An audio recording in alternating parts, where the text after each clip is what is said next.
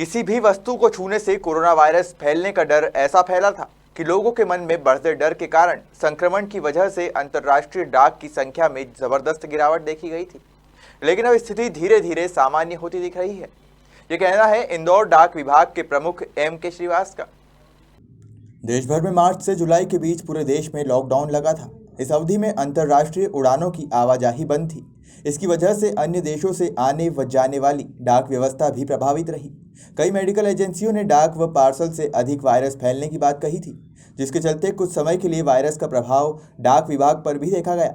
लेकिन वायरस के प्रभावी होने के बावजूद मेडिसिन, पीपीई किट और अन्य अति आवश्यक वस्तुओं को लोगों तक भेजने का काम डाक विभाग ने बखूबी अंजाम दिया।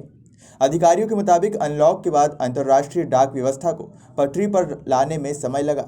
यहां तक अभी कई देशों में चिट्ठियां व पार्सल भेजना अब फिर शुरू हो गया है। जैसा कि आप जानते हैं कि कोरोना महामारी से पूरा विश्व ग्रस्त है और भारतीय डाक विभाग को इस महामारी के दौरान एक आवश्यक सेवाओं के रूप में लिया गया था और डाक विभाग ने अपनी पूरी क्षमता और ताकत के साथ में अपनी सेवाएं दी। कोरोना काल के टाइम पे जैसा कि आप सभी जानते हैं कि सभी को पीपीई किट, मेडिसिन और जो मेडिकल इक्विपमेंट थे वो डाक विभाग ने बहुत ही अच्छे तरीके से समय पर पहुँचाए हैं। उसमें ना हमने छुट्टी का दिन देखा, न ही संडे देखा और यहाँ तक कि रात को 10 बजे तक भी हमने लोगों को सप्लाई किया है, डिलीवरी किया है।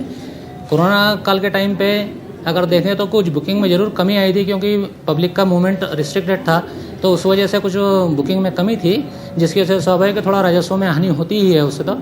और उस दौरान भी हमने जिन परिवारों के रिश्तेदार या जो भी विदेशों में रहते थे उनकी बुकिंग भी काफ़ी अच्छी ली थी हमने। और ख़ास करके जो अगर इंटर स्टेट भी देखें तो उसमें जिनकी मेडिसिन जो यहाँ है अवेलेबल है और कहीं बाहर या ग्रामीण क्षेत्र में रहते हैं तो उनको जो मेडिसिन नहीं मिल पा रही थी उसका हमने स्पेशल अरेंजमेंट करके अपने RTN के थ्रू हमने अपनी स्पेशल गाड़ियाँ चलवा के यहाँ पे डिलीवरी करवाने का प्रयत्न किया। इंदौर क्षेत्र में अगर हम देखें तो इंदौर क्षेत्र में जहाँ जहाँ पे कंटेनमेंट एरिया डिक्लेयर किया गया था वहाँ पे स्थानीय प्रशासन की मदद ली गई। स्थानीय प्रशासन ने हमें बहुत अच्छा मदद किया। उनकी मदद से ही जो बहुत ज़्यादा सेंसिटिव एरियाज थे वहाँ पे भी लोकल अथॉरिटी के साथ मिलकर हमारे पोस्टमैन ने उन घरों तक डाक पहुँचाई, उन घरों तक मेडिसिन पहुँचाई जहाँ पे पहुँचाना अत्यंत आवश्यक था। फिलहाल की स्थिति में अगर हम कहें तो पूरा नॉर्मल हो चुका है।